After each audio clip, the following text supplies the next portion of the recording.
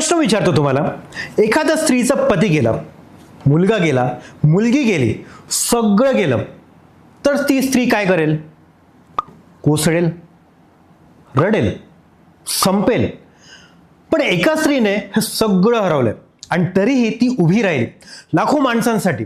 एका इंग्रज अधिकाऱ्याने लिहिलंय की जगाच्या संपूर्ण इतिहासात शोध घ्या आणि असा आदर्श शासक एकही सापडणार नाही. ती होती लोकमाता अहिल्याबाई होळकर.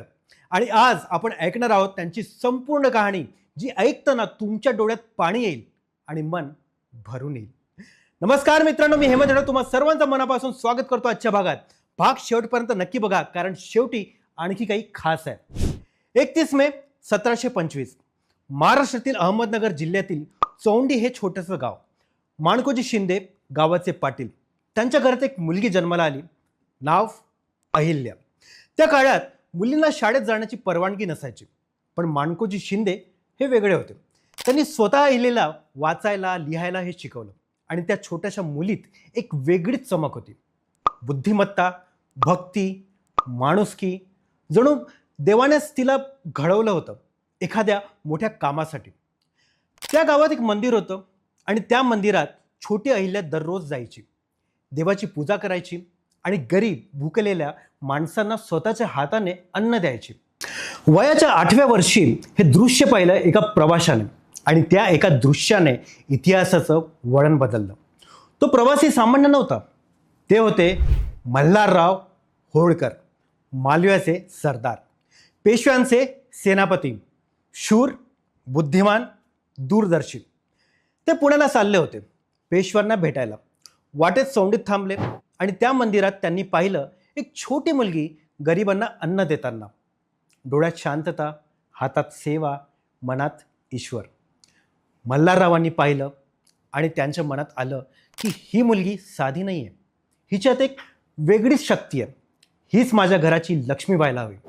ते माणकोजी शिंदे यांना भेटले आणि त्यांना सांगितलं की मला तुमची अहिल्या माझ्या मुलाची खंडेरावाची पत्नी म्हणून हवी आहे. माणकोजींनी होकार दिला आणि 1733 साली 8 वर्षांची अहिल्या होळकर घराण्याची सून झाली, एका साध्या गावातून एका मोठ्या राजघराण्यात. पण इथे एक गोष्ट लक्षात ठेवा, मल्हाररावांनी अहिल्याला फक्त सून नाही केलं, त्यांनी तिला आपली मुलगी मानली, कारण त्याच वात्सल्यातून एक महान राणी घडणार होती.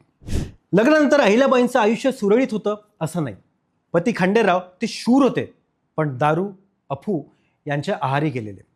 राज्यकारभारात रस नाही. अहिल्याबाईंनी आपल्या पतीला सांभाळण्याचा प्रयत्न देखील केला, प्रेमाने, संयमाने, धीराने, आणि त्याचवेळी मल्हाररावांच्या मार्गदर्शनाखाली त्या राज्यकारभार शिकत होत्या. कारण मल्हाररावांना दिसत होतं की ही स्त्री कुठल्याही पुरुषापेक्षा जास्त सक्षम आहे. 1754 साल, कुंभेरची लढाई. खंडेराव युद्धात उतरले आणि एका तोफेच्या गोड्याने ते धारातीर्थी पडले. अहिल्याबाई विधवा झाल्या.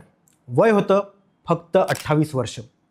त्या काळातील परंपरेनुसार विधवेने सती जायचं, पतीच्या चितेत स्वतः जळायचं. अहिल्याबाईंनी सती जाण्याचा निर्णय देखील घेतला. त्यांना वाटलं की माझ्या जगण्याचा आता काहीच अर्थ नाही आहे. पण मल्हारराव तिथे होते. त्यांनी अहिल्याबाईंचा हात धरला आणि म्हणाले, थांब, तू मरू नकोस. या राज्याला तुझी गरज आहे, या लाखो माणसांना तुझी गरज आहे. तू इथे थांब आणि जग, माझ्यासाठी नाही, या प्रजेसाठी. अहिल्याबाई थांबल्या आणि त्या एका निर्णयाने लाखो माणसांचं भाग्य बदललं. पतीच्या मृत्यूनंतर मल्हाररावांनी अहिल्याबाईंना थांबवलंच, पण फक्त थांबूनच ते थांबले नाहीत.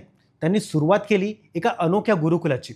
त्यांची शिष्या होती अहिल्याबाई, एक विधवा, एक तरुण स्त्री ज्यांनी तिला शिकवलं राज्यशास्त्र, युद्धशास्त्र, कूटनीती, अर्थव्यवस्था. मल्हाररावांनी 1765 साली अहिल्याबाईंना एक पत्र लिहिलं. त्यावेळी ते दिल्लीत लढत होते. त्यांनी अहिल्याबाईंना लिहिलं की चंबळ ओलांडा, ग्वाल्हेरला जा, मोठ्या तोफा घेऊन जा, गोहडचा किल्ला ताब्यात घ्या, रस्त्याने सुरक्षा चौक्या बसवा. हे पत्र वाचलं की कळतं की मल्हाररावांनी अहिल्याबाईंवर किती विश्वास ठेवला होता. एका विधवा स्त्रीला सैन्याची जबाबदारी दिली आणि अहिल्याबाईंनी ती जबाबदारी यशस्वीपणे पार पाडली. कारण त्या फक्त शिकल्या नव्हत्या, त्यांनी आत्मसात केलं होतं. 1766 साल, आणखी एक आघात. मल्हारराव होळकर गेले. अहिल्याबाईंचा आधार, त्यांचा गुरु, त्यांचे सासरे ते गेले आणि अहिल्याबाई एकट्या झाल्या. पूर्णपणे एकट्या. मल्हाररावानंतर अहिल्याबाईंचा मुलगा मालेराव गादीवर आला, पण मालेरावाला मानसिक आजार होता. तो फक्त काही महिने राज्य करू शकला आणि 5 एप्रिल 1767 रोजी मालेरावही गेला. अहिल्याबाईंचा एकुलता एक मुलगा गेला. मित्रांनो, विचार करा, एका स्त्रीने किती सहन केलं असेल. पती गेला, सासरे गेले, मुलगा गेला आणि नंतर मुलगी मुक्ताबाई तिने सती जाण्याचा निर्णय घेतला. अहिल्याबाईंनी त्यांना थांबवण्याचा प्रयत्न केला, पण मुक्ताबाई थांबली नाही. तीही गेली. सुना गेल्या, नाती गेल्या, जवळची माणसं एक एक करत सगळी जात होती आणि प्रत्येक वेळी अहिल्याबाई एकट्याच उभ्या राहत होत्या. रडत पण कोसळत नाही, दुखावत पण थांबत नाही, कारण त्यांना माहिती होतं की बाहेर लाखो माणसे त्यांची वाट पाहत आहेत. हे आहे अहिल्याबाईंचं खरं शौर्य. मित्रांनो, युद्धात लढणं शौर्य असतं, पण इतक्या वेदनानंतरही प्रजेसाठी उभं राहणं हे त्याहून मोठं शौर्य आहे. मुलगा गेल्यानंतर काही मंत्री म्हणाले की दत्तक मुलगा घ्या, त्याला गादीवर बसवा. हे सांगणाऱ्या मंत्र्याला गंगाधरराव जसवंत यांना माहिती होतं की असं झालं तर खरी सत्ता त्याच्याच हाती येईल. पण अहिल्याबाईंनी ते ओळखलं होतं. त्यांनी थेट पेशव्यांना पत्र लिहिलं. म्हणाल्या की मला स्वतः राज्य करायचं आहे, माझ्या प्रजेसाठी मला परवानगी द्या. पेशव्यांनी उत्तर दिलं, तुमची क्षमता आम्हाला माहिती आहे, तुम्ही राज्य करा, आमची साथ आहे. 11 डिसेंबर 1767 रोजी अहिल्याबाई होळकर मालव्याच्या राणी झाल्या आणि पुढची 28 वर्षे त्यांनी असं राज्य केलं की जे इतिहासाने सुवर्ण अक्षरांनी नोंदवलं. पण हे सहज नव्हतं. काही सरदारांनी विरोध केला, म्हणाले की एक स्त्री राज्य करू शकत नाही. अहिल्याबाई शांतपणे उठल्या, आपल्या हत्तीवर बसल्या, 4 धनुष्य आणि बाणांच्या भात्या घेऊन आणि त्या विरोध करणाऱ्यांना म्हणाल्या, मी स्त्री आहे हे मला माहिती आहे, पण मी मल्हाररावांची सून आहे हे तुम्ही कधी विसरू नका.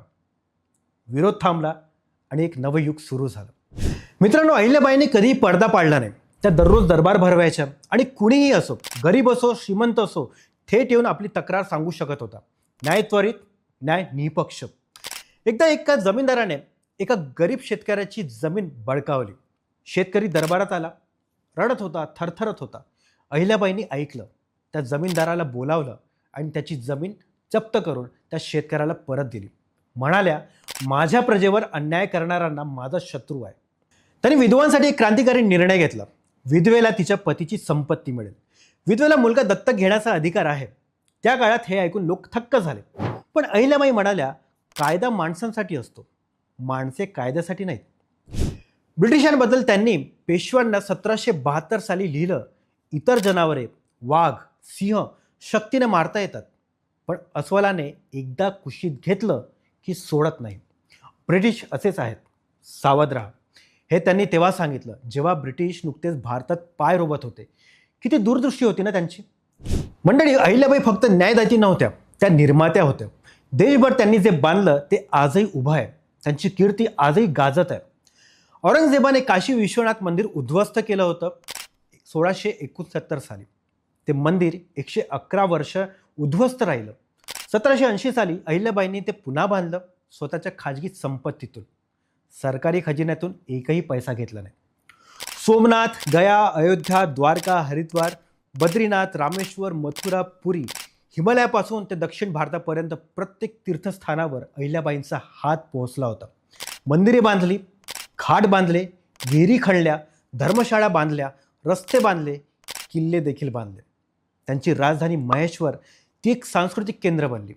मराठी कवी मोरोपंत, शाहीर आनंद फंदी, संस्कृत पंडित सगळे महेश्वरात येऊ लागले.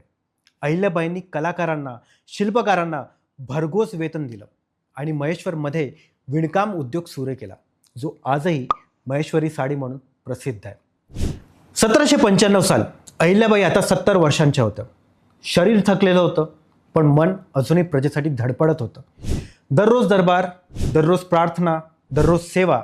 त्यांची दिनचर्या कधीच बदलली नव्हती. 13 ऑगस्ट 1795 लोकमाता अहिल्याबाई होळकर यांनी शेवटचा श्वास घेतला महेश्वरमध्ये. वय 70 वर्ष. आणि त्या दिवशी संपूर्ण मालव्यात शोककळा पसरली. प्रजा रडली, कारण त्यांनी फक्त राणी गमावली नव्हती, त्यांनी एक माऊली गमावली होती. त्यांच्या निधनानंतर इंग्रज अधिकारी जॉन मॅलकॉम यांनी लिहिलं की अहिल्याबाईंचं राज्य हे 30 वर्षांचं सुवर्ण युग होतं.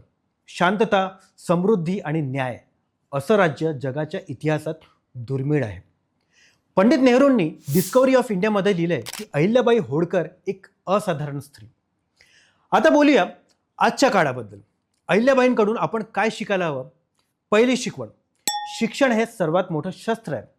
त्या काळात मुलींना शिकण्याची परवानगी नव्हती, पण त्यांच्या वडिलांनी त्यांना शिकवलं आणि त्याच शिक्षणाने त्या राज्य करू शकल्या. आज प्रत्येक स्त्रीने शिकायला हवं, कारण शिक्षण हा स्वावलंबनाचा पाया आहे. दुसरी शिकवण, दुःखात कोसळू नका, उभ्या राहा. अहिल्याबाईंनी किती गमावलं, पती, सासरे, मुलगा, मुलगी, पण त्या कधीच थांबल्या नाहीत, कधीच खचले नाहीत. कारण त्यांना माहिती होतं की माझ्या वेदना फक्त माझ्या नाहीत, माझ्या प्रजेला माझी गरज आहे. आजच्या स्त्रियांनाही हे लक्षात असू द्यायला हवं. संकट येतं पण ते जातंही, थांबू नका. तिसरी शिकवण, स्वाभिमान कधी सोडू नका. अहिल्याबाईंनी सती जाण्याला नकार दिला, जगण्याचा निर्णय घेतला आणि मग तेच जगणं लाखो माणसांचं जीवन बदललं. आजच्या स्त्रियांनाही स्वतःचा स्वाभिमान टिकवायला हवा, कुठल्याही परिस्थितीत. चौथी शिकवण, सेवाच सर्वोच्च पूजा आहे. अहिल्याबाई रोज देवाची पूजा करायच्या, पण त्यांची सर्वात मोठी पूजा होती प्रजेची सेवा. त्या कधी स्वतःसाठी जगल्या नाहीत, सगळं दुसऱ्यांसाठी जगल्या आणि त्यामुळेच आजही त्यांना लोकमाता असं म्हणतात. मित्रांनो, अहिल्याबाईंची ही कहाणी ऐकली आणि मनात आलं असेल की त्यांना आणखी खोलवर जाणून घ्यायचं आहे. त्यांचं राज्यकारभार, त्यांची युद्धनीती, त्यांचं तत्त्वज्ञान सगळं जाणायचं आहे. तर आमच्या चॅनलवर आधीच एक विशेष भाग आलेला आहे. अहिल्याबाई होळकर यांना जाणून घेण्यासाठी 3 महत्त्वाची पुस्तके.